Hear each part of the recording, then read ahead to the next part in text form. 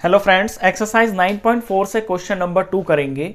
हमें यहाँ पे सीरीज दे रखी है 1 into 2 into 3 plus 2 into 3 into 4 plus 3 into 4 into 5 plus, और ये सीरीज आगे तक जा रही है। हमें क्वेश्चन में अप टू n टर्म्स तक का सम निकालना है, यानी SN हमको निकालना है। तो सबसे पहले तो इसकी हम जनरल टर्म लिखेंगे। जनरल टर्म को हम AN से डिनोट करते हैं। मैंने आपको पिछले क्वेश्चन में भी बताया था कि जब आपकी सीरीज यहाँ 1 से स्टार्ट होती है तो जनरल टर्म निकालना बहुत आसान होता है। आप पहली ही टर्म पे फोकस कीजिए और इस 1 को आप n मानिए।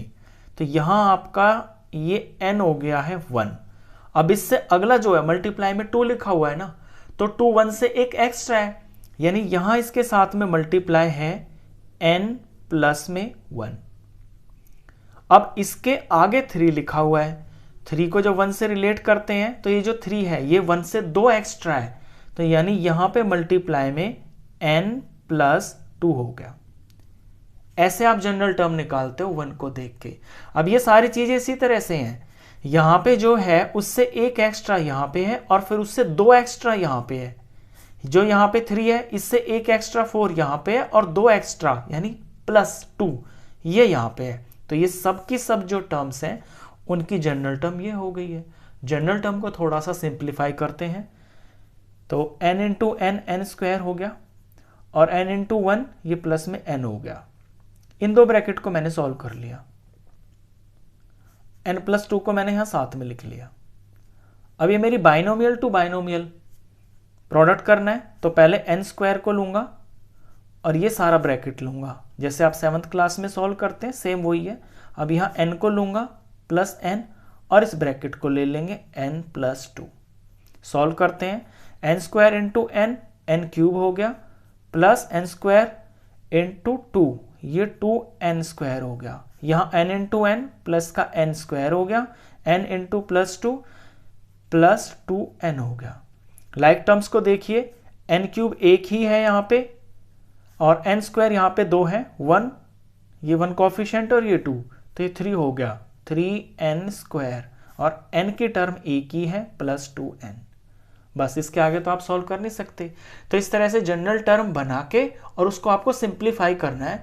जब आप सिंप्लीफाई कर लोगे जनरल टर्म को तो आपका जो यहाँ पे आएगी ये जनरल टर्म, इसके अंदर n क्यूब होगा या फिर n स्क्वायर होगा या फिर n होगा, यानी इन तीनों में से ही कोई होगा या सारे होंगे या कोई दो होगा। हमेशा ये इन्हीं तीन चीज के अंदर आपको दिखाई देगी और इन तीन के हमारे पास फॉर्मूले होते हैं। अब मेरे को निकालना है इनका सम। तो सम करने के लिए सम ऑफ n टर्म्स क्योंकि निकालना है, Sn is equal to n cube पे ध्यान दीजिए। यहाँ पे n क्यूब है तो इसके अंदर बहुत सारी टर्म्स होंगी, सिर्फ इतने पे फोकस कीजिए। मान के चलिए कि ये आपकी यहाँ पे एक सीरीज है तो ये n क्यूब की फॉर्म में चल रहा है। तो इसका जब हम सम करेंगे तो समेशन का फॉर्मूला लगाएंगे और यहाँ k क्यूब लिखेंगे और k इज इक्वल टू 1 से लेके हमको n लिखना है, जैसे हमने फर्स्ट क्वेश्चन में किया था सेम उसी तरह से करना है। प्लस में यहाँ पे 3 इंटू एन स्क्वायर है तो 3 तो हो गया इसका कोफिशिएंट और फिर समेशन का फॉर्मूला n स्क्वायर है तो यहाँ k स्क्वायर लिखेंगे। k हमारा कांस्टेंट है और k हमको 1 से लेके n तक लिखना है। k ही क्यों लिखते हैं, n क्यों नहीं लिखते? क्योंकि n तक का तो हमको सम निकालना है। k कांस्टेंट हो गया। अगर आपसे यहाँ पे 7 टर्म का पूछा जाए तो आप यहाँ k इज इक्वल टू 1 से लेके 7 लिखोगे। आपसे n का पूछा है, फॉर्मूला आप लिखोगे k इज इक्वल टू 1 से लेके n तक, क्योंकि समेशन लिख रहे हो, आप दिखा रहे हो कि 1 से फर्स्ट टर्म से लेके nth टर्म तक का आपको निकालना है। आगे में 2n लिखा हुआ है तो ये 2 कोफिशिएंट हो गया और समेशन फिर हम k लिखेंगे और k लिखना है यहाँ पे, k इज इक्वल टू 1 से लेके n तक। तो आगे ना वो चीज, यही 3 चीज आएंगी हमेशा हर बार हर क्वेश्चन के अंदर। अब इनके फॉर्मूले लगा लेते हैं। k क्यूब की यानी n क्यूब की जब आपकी सीरीज चल रही है तो ये फॉर्मूला होता है 1 cube plus 2 cube and so on up to n cube तक के लिए ये फॉर्मूला होता है। फॉर्मूला लिख लेते हैं n स्क्वायर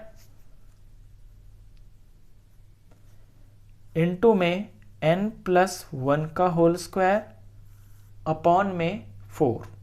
ये हो गया। फॉर्मूले में आपको इसलिए दिखा रहा हूं ताकि आप को दिखते दिखते याद भी हो जाए और आपको ये भी समझ में आ जाए कि क्वेश्चन में फॉर्मूले से अलग कुछ है ही नहीं। अगला देखिए, ये 3 तो बाहर है ही, यहाँ पे के स्क्वायर समेशन करनी है के इक्वल टू 1 से लेके n तक, तो यहाँ पे स्क्वायर वाला फॉर्मूला लग जाएगा आपका, ये स्क्वायर वाला फॉर्मूला है n इंटू में n+1 इंटू में n 2n+1 और इसके नीचे में 6 है, प्लस यहाँ पे 2 बाहर है और समेशन में k है, तो इसमें सिर्फ n वाला फॉर्मूला लग जाएगा, ये वाला n into n+1/2, n into n+1/2। अब आपको सिर्फ सिंप्लीफिकेशन करनी है, सिंप्लीफिकेशन पे फोकस करना।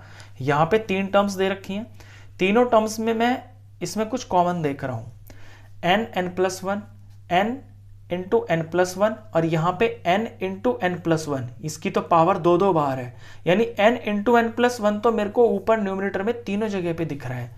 मैं कॉमन ले लेता हूँ इसको, n इंटू में n+1, ये मैंने कॉमन ले लिया।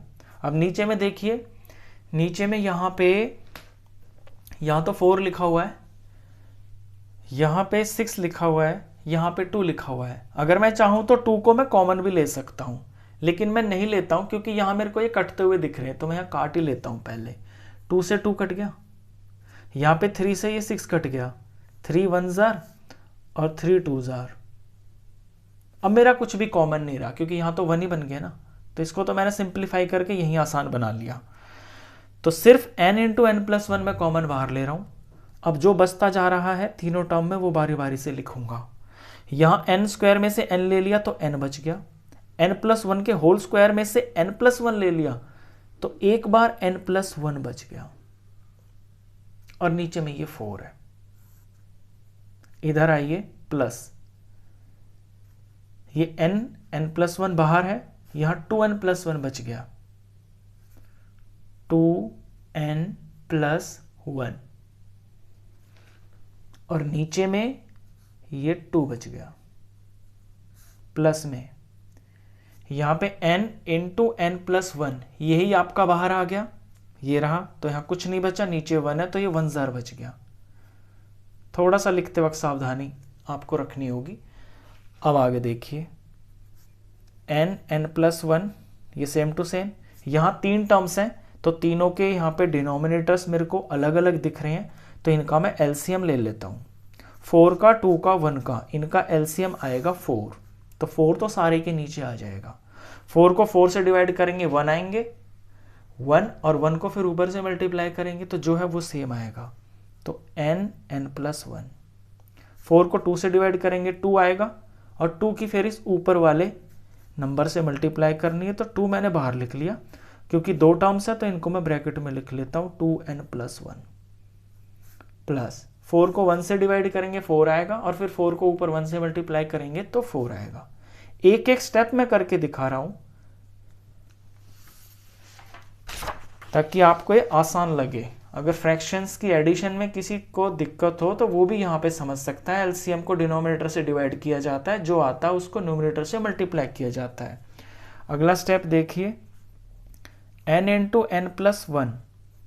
अब ब्रैकेट पे ध्यान देना, यहाँ पे इनको हम यहाँ पे सिंप्लीफाई कर लेते हैं। n into n, n square हो गया, प्लस में n इंटू 1 n हो गया, तो n स्क्वायर प्लस n हो गया। सबके नीचे पहले मैं 4 लगा लेता हूँ क्योंकि ये तो हमने एलसीएम ले लिया है। अब तो हमें ऊपर ऊपर की लाइन को सॉल्व करना है। इधर मैं इस 2 को मल्टीप्लाई कर लेता हूँ, 2 इंटू 2n, ये 4n हो गया, यहाँ 2 इंटू 1 ये 2 हो गया, और आगे में +4 लिखा हुआ है, bracket close. n into n+1 बाहर एज इट इज, और इधर ब्रैकेट में नीचे 4 है ही। यहाँ पे लाइक टर्म्स को देख लेते हैं, n स्क्वायर तो कोई और है नहीं, तो सिर्फ n स्क्वायर हो गया। n की टर्म्स 2 हैं, 4 और 1 कोफिशिएंट है, तो ये 5n हो गया, और 2 और 4 कांस्टेंट है, ये मिलकर 6 हो गया, और ये ब्रैकेट क्लोज। नेक्स्ट स्टेप के अंदर n इंटू n+1, अब यहाँ पे ऊपर में देख रहे हो आप कि ये आपका क्वाड्रेटिक इक्वेशन की फॉर्म में आ गया। ये जो बन रहा है n square plus 5n plus 6, ये क्वाड्रेटिक फॉर्म में बन गया है। तो इसके दो फैक्टर्स आ जाएंगे। दो फैक्टर्स हम यहाँ पे रफ में निकाल लेते हैं, स्टेप्स बच जाएंगे हमारे। n square plus 5n plus 6, अगर आपको याद हो तो इसके जब हमें दो फैक्टर्स निकालने होते हैं, इसको फैक्टराइज हमको करना है, तो यहाँ पे स्क्वायर वाली टर्म का कोफिशिएंट जो कि 1 है और जो कांस्टेंट है, इनका हमको प्रोडक्ट करना होता है। तो 6 1 हो गया है 6। पूरा स्टेप करके दिखा रहा हूँ, जिसे ना आता हो वो भी समझ लेगा। कांस्टेंट की और जो स्क्वायर वाली यहाँ पे टर्म होती है उसके कोफिशिएंट का मल्टीप्लाई करते हैं, फिर इसके फैक्टर्स निकालते हैं। 2 से करेंगे 3 आया, 3 से किया 1 आया। इन फैक्टर्स को यूज करके हमें ऐसे दो नंबर बनाने होते हैं जिनका प्रोडक्ट तो आ जाए ये 6c और जिनका सम आ जाए बीच वाली टर्म। तो मुझे साफ साफ दिख रहे हैं, 2 3 6 भी होता है और 2 + 3 5 भी होता है। तो इसको हम ब्रेक कर लेंगे n स्क्वायर प्लस, अब इस 5n को मैं ब्रेक कर लूंगा, इसे मैं ब्रेक करूंगा 2n + 3n में, और ये प्लस 6 हो गया। इसे बोलते हैं स्प्लिटिंग मिडल टर्म। अब इन दो के अंदर कॉमन लेता हूं तो n, और यहां से n + 2 बच गया। इन दो में कॉमन लेता हूं 3 है, तो यहां से n + 2 आ गया। ये दोनों ब्रैकेट आपके हमेशा सेम आते हैं। 4 टर्म थी, 4 से अब 2 हो गई हैं। इन दोनों में n + 2 कॉमन आ रहा है, n + 2 को मैं बाहर ले लेता हूं। यहां से बच गया है n और यहां से बच गया +3। तो जब मैंने इसको फैक्टराइज किया है तो ये n + 2 और n + 3 इसके दो फैक्टर आ गए हैं। तो ऊपर वाले इतने की जगह पे मैं ये 2 लिख दूंगा। तो ये हो गया n + 2 और यहाँ पे n + 3। ऊपर सारा सॉल्व हो गया, नीचे में मेरा ये 4 चल रहा है, पूरा का पूरा ये 4 आ गया। बस इन ब्रैकेट्स को आपको सॉल्व नहीं करना है, इनका मल्टीप्लिकेशन आपको नहीं करना, यहीं पे आपको आंसर छोड़ देना है। ये आपका आंसर हुआ। क्वेश्चन खत्म।